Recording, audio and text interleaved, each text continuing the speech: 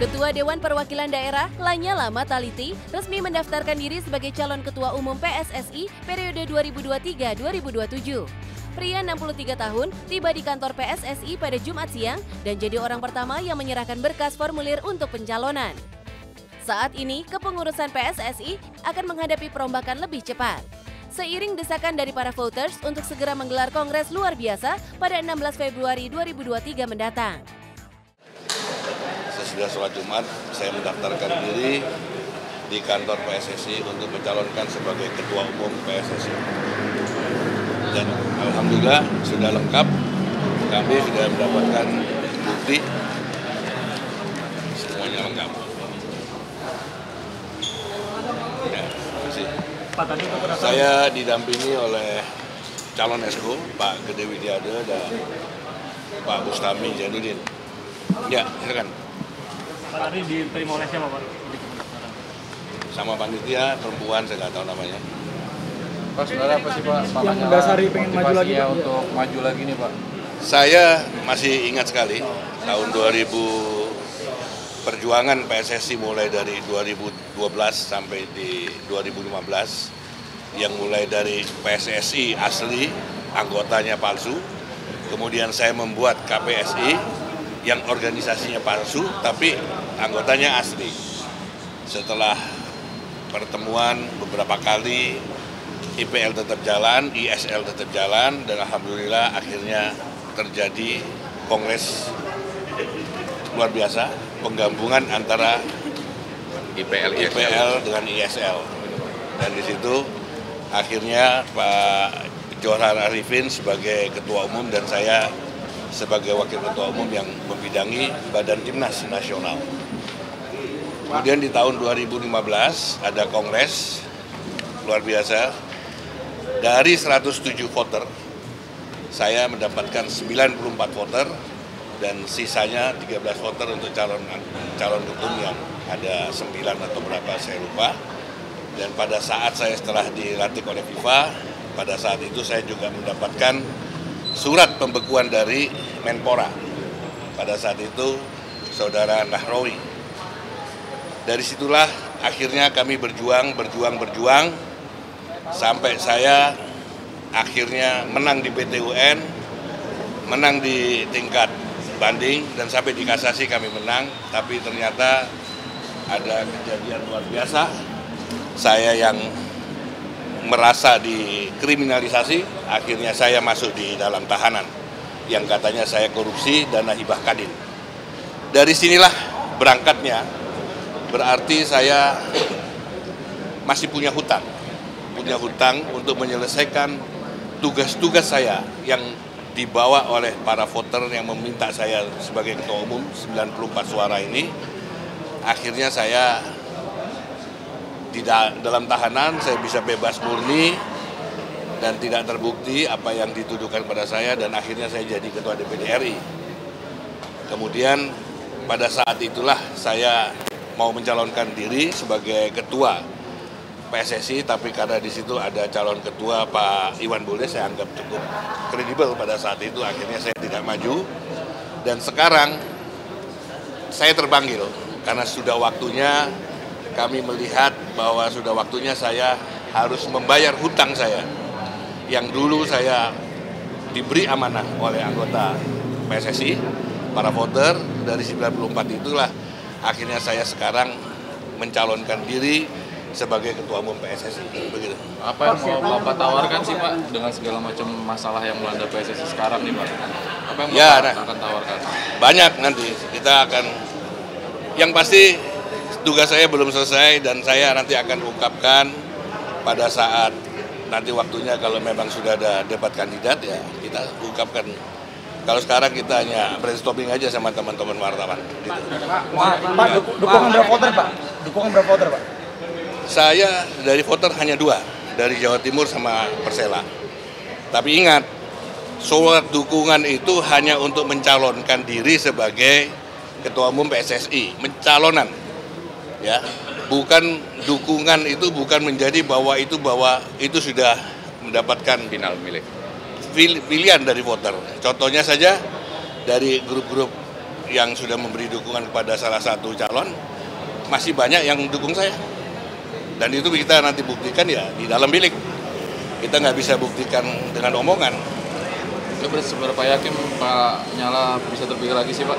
Kalau saya soal yakin dan keyakinan itu, saya hakul yakin. Yang pasti, saya selalu memasrahkan diri saya kepada Allah. Saya selalu berdoa kepada Allah, mudah-mudahan saya jangan ditunjuk jadi ketua PSSI. Jangan ditunjuk saya jadi ketua PSSI kalau saya tidak amanah.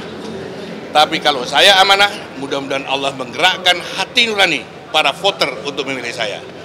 Jadi kalau soal keyakinan, kita kembalikan semuanya kepada Allah. Karena saya yakin bahwa pimpinan di sepak bola yang bisa menentukan itu hanya Allah Subhanahu wa Ta'ala. Pak, izin Pak, dari segi persyaratan kan Bapak udah tidak perlu diragukan lagi. Dari segi loyalitas juga tidak perlu diragukan lagi. Bagaimana upaya Bapak untuk melompati kerikil-kerikil tajam yang sudah tertanam sekarang ini, Pak?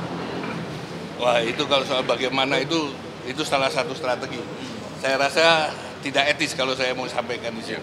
Tapi ya. Bapak yakin ada kerikil-kerikil tajam yang mengarahkan ke satu figur, Pak? Saya sudah dengar. Saya juga sudah mendengar saudara Juni Rahman itu mengatakan kepada saya bahwa percuma saya maju karena kalau saya maju nggak mungkin menang karena semuanya sudah diarahkan kepada Erick Thohir. Saya bilang silakan saja, yang pasti semua belum terjadi. Jadi kita ikhtiar, tetap kita jalan. Erick Thohir bagus, semuanya calon ketua umum PSSI bagus. Tapi yang menentukan dia jadi atau tidak bukan manusia. Yang menentukan itu adalah yang maha kuasa. Manusia ini hanya sebagai ikhtiar. Ya? Tapi kerikil-kerikil tajam ini kan terlalu besar pengaruhnya, Pak. Ketika Bapak akan memimpin, pasti mereka akan ketakutan, Pak. Bagaimana ini? Oh, kalau saya sih nggak ada urusan ya. Maksudnya mafia-mafia bola gitu ya. Terus terang aja, saya maju ini juga sengaja mau hancurkan itu yang namanya mafia bola. Karena pada zaman saya mafia bola itu nggak berani. Sekarang muncul, sekarang sudah waktunya dia dihabisin. Dan saya yakin para voter itu akan mau menghancurkan para mafia bola. Terutama di dalam lingkaran internal sendiri dari PSSI. Jadi siap bersaing sama Pak Eto juga ya Pak Nyala ya? Siap bersaing dengan Pak Eto juga kalau Pak Eto maju ya Pak? Siapa saja saya siap. Saya kalau sudah mendaftarkan diri, saya nggak lihat siapa dia. Yang saya lihat adalah bahwa saya mau bekerja untuk PSSI agar bisa kembali jaya pada saat saya pegang PSSI. Kita pernah jadi juara AFF tahun 2013. Kantor juga mewah, Pak. Kantor mewah dihancurin sama Menpora. Kemudian kita yang anggaran-anggaran dari FIFA untuk pembinaan para wasit, para pemain itu jalan, dan sekarang akan saya kebangkitkan kembali, itu harus jalan. Berarti ada kantor baru Liga yang dulunya waktu saya itu hanya dikelola oleh para pemilik klub ya dan orang profesional, dan sekarang sudah waktunya kita harus kembalikan lagi. Liga harus dikelola oleh orang-orang profesional. PSSI sampai saat ini belum punya kantor, Pak. Berarti nanti di era Bapak akan membuat lagi, Pak? Waduh, walau alam saya. Kalau soal kantor itu nantilah. Kita minta sama Pak Jokowi, pasti dikasih lah sama Pak Jokowi. Jangan khawatir. Pak Soal. Kalau Bapak jadi Pak STY dilanjutkan Pak Ot, Pak. Kalau saya jadi ketua umum, saya akan ajak ngomong dulu semua para esko yang terpilih. Karena saya sebagai ketua umum hanya sebagai speaker antara dari mereka para esko. Oke, Pak. Jadi saya tidak akan jalankan keinginan saya akan jalankan keinginan masyarakat bola Indonesia. Termasuk Ya? Perpres, Pak ya? Percepatan sepak bola dan Perpres. Oh gitu, otomatis itu tugasnya kita harus jalankan itu. Ya? Pak, tanggapan soal Liga dulu berhenti, Pak. Gimana, Pak? Sama Erick, Pak, bagaimana tanggapan Bapak? Saya rasa kayaknya nggak mungkin. Karena apa? Menpora ini itu sudah pimpinannya seluruh cabur Indonesia. Dia pembina. Tahu-taunya kok turun jadi wakil ketua umum PSSI. Jadi kayaknya nggak mungkin, itu hak. Liga 2, Pak. Berarti gimana, Pak? Liga 2 saya sudah pelajari, dan karena ini sudah menyangkut kepengurusan yang lama, saya tidak mau berkomentar. Saya tidak mau ambil kesempatan dalam kesempatan ini saya kembalikan saja kepada Pak Lama. Yang pasti insya Allah saya terpilih sebagai ketua umum PSSI, saya akan kembalikan sesuai dengan rule yang ada, sesuai dengan statuta. Kalau Bapak ke Boyle, gimana muatanya? Oh gampang, muatan itu gampang. Ini soal pimpinan, ini soal mengorganisir organisasi. Saya biasa, saya pernah jadi ketua umum Kadin, saya pernah jadi ketua KONI, merangkap sebagai Asprov PSSI, jalan sama-sama kok. Bisa itu. Jadi tergantung bagaimana finansial kita.